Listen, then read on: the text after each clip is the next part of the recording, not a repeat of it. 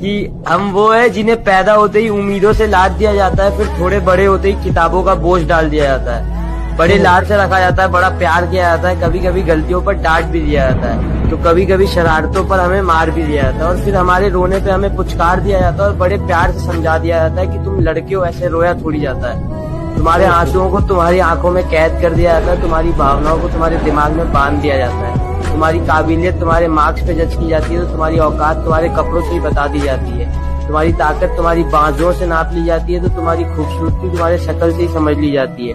तुम्हारी नाकामयाबी पर तुम पर हंसा जाता है, तो तुम्हारी सफलता पर किस्मत का टैग लगा दिया जाता है, तुम्हारे प्यार को कितना इजीली चुतियापा कह दिया जाता है, तो तुम्हारी की गई चीजों को पागलपन समझ लिया जाता है,